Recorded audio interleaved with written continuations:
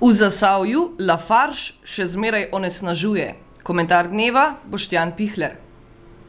V Lafarge cementu so junija letos izvedli podrobnejše meritve izpustov snovi v zrak. Junijske meritve so pokazale, da Lafarge za več kot 37-krat presega dovoljene izpuste dioksinov, ki so najnevarnejši do sedaj znani strupi.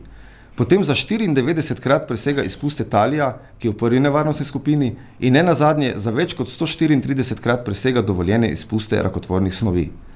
Lafarge in izvajalec meritev Zavod za zdravstveno varstvo Maribor se sedaj izgovarjata, da so bile presežene le mejne vrednosti za količine izpuščenih snovi v zrak, niso pa presegli koncentracijskih mejnih vrednosti v dimniku, čeprav so v resnici v nekaterih primerih presegli tudi te.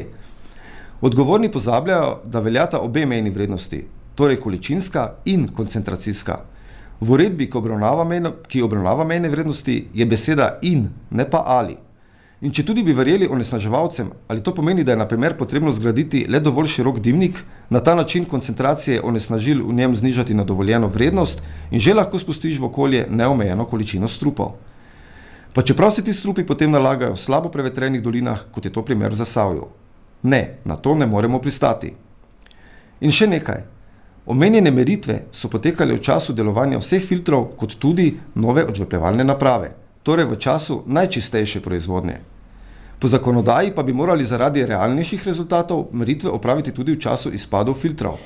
Ti so v Lafargeu namreč dokaj reden pojav, kar je že priznalo tudi vodstvo cementarne.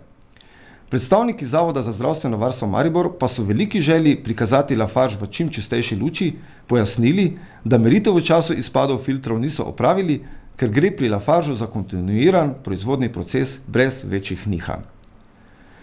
Več kot očitno je tudi, kako nameravajo nekateri zasavsko ekološko dramo spolitizirati.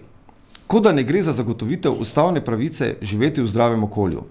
Na primer, Aleš Leko Gulič, poslanec LDS, vidi v zasavskem boju zgolj politično soliranje poslanskega kolega Matjaža Švagana. Zato je na pomoč poklical šefico Katarino Kresal, ki naj Švagana disciplinira. Vemo, kaj se skriva zadaj. V Zasavju je poslanec iz Trbovlj Aleš Leko Gulič dobro znan kot brezkompromisen, slep privrženec kapitalu. Hipijevski videz je le ekshibicionističen in narcisoiden blef. In če se vrnemo k junijskim meritvam, izpustov snovi v zrak iz Lafargea.